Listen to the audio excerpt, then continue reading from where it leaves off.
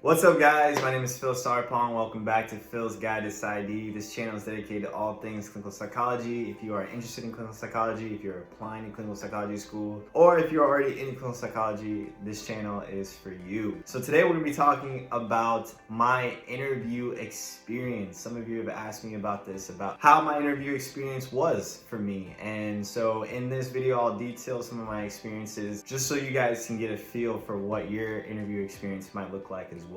Alright, so I'm going to tell you guys some background information. So I ended up applying to 4 clinical psychology schools, and I got interviewed at 2 schools. One of the schools that I interviewed at was actually all through Zoom, and the main reason was because of COVID, actually. And so I had my whole interview process through Zoom. I met with 2 of the faculty members. I met with 1 financial person to talk about student loans, and then I met with 1 student over Zoom just to talk about their experience with the program that I was applying to. In total, it all lasted about 2 to 3 hours or so. I definitely did not get the full interview experience at that school. I didn't get to tour the school. I didn't get to see the professors and the faculty members in person. And so that one really stunk. But in the end, the interviews went fine over Zoom. The other school that I ended up applying to was in person, and this is the one that I'll kind of detail the whole section for you in terms of my experience.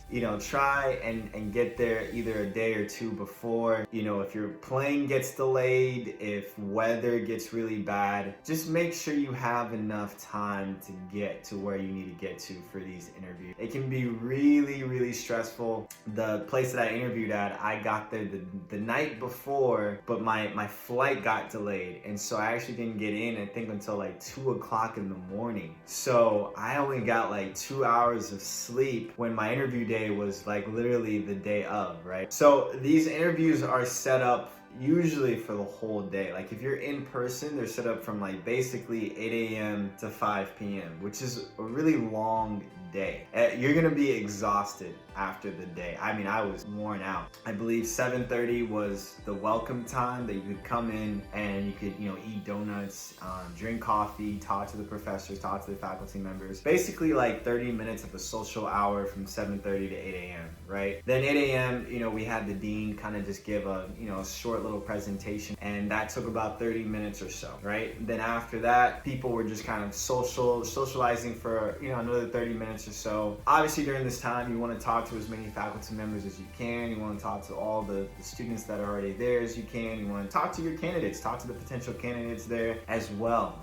So then I believe around 9 o'clock for me, it was time for my first faculty interview, which was kind of nerve-wracking, right? And so it was about a 30 to 40 minute interview.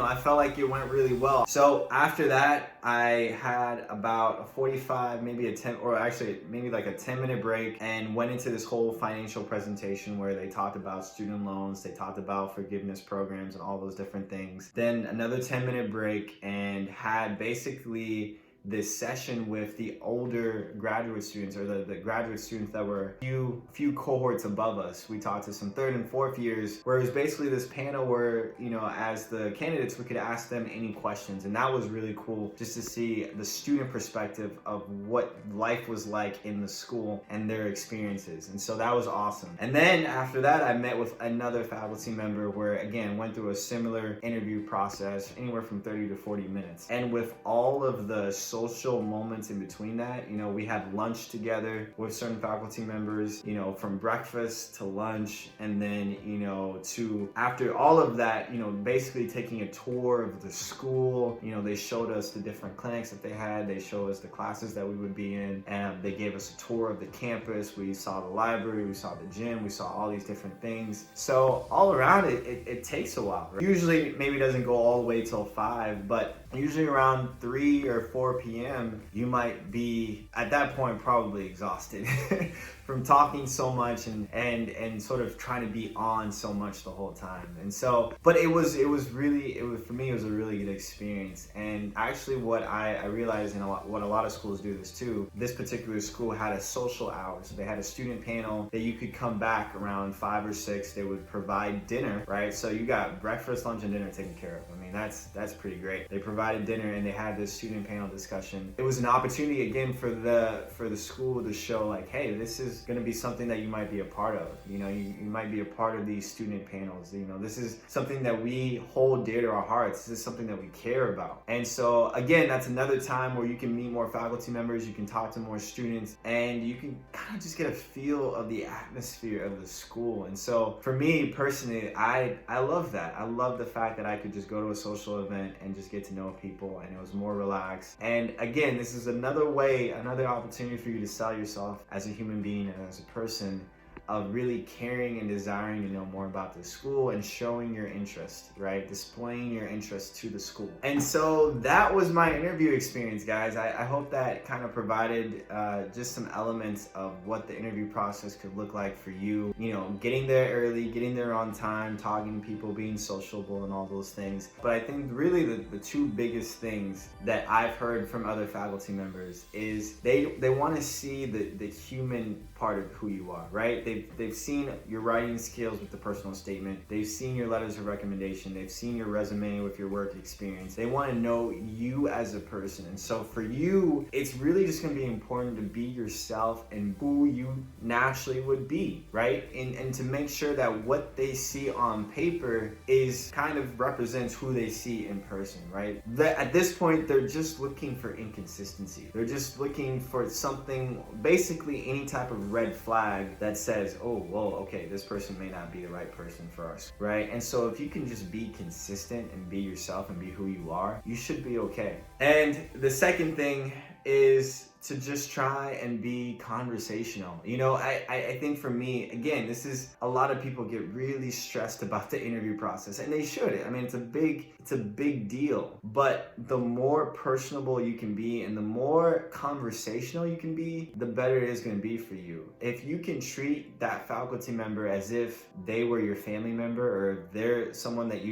it's like as if you've met them before, and just treat them just in a relational type of way, they're really gonna connect. They're gonna be like, wow, it's almost like we already know this person. It's almost like this person's already a part of our program. And the best way to do that is to be conversational, which I know can be hard for people that are introverts or quiet. Guess what? I'm actually very shy. I'm actually a very quiet, introverted person. And it's terrifying to kind of get out of yourself and just be like, you know what? I'm just gonna put myself out there. But I think that it really is so important. You can still be a part of who you are. You can still be a little bit more laid back and introverted and quiet, but you can still be confident in what you're bringing to the table. And part of that is being conversational. Part of that is just not treating it so much as an interview, but just treating it as a conversation. All of my interviews, for the most part, felt like conversations. It just kind of felt like this fluid, natural give and take of I was talking about myself, then I would ask them questions, they would talk about themselves, they would ask me questions, and it was just sort of this like, we're just getting to know each other. It's like we're just grab some coffee at Starbucks and we're just getting to know each other. We're just getting to know each other better to see if it's going to be a right fit for the both of us, right? And so those are the two things I would recommend, is just be yourself and be conversational. You know, talk about who you are, talk about your passions, talk about what naturally, you know, wakes you up in the morning, and ask them different questions about themselves too, right? If you don't know what to say, ask a question.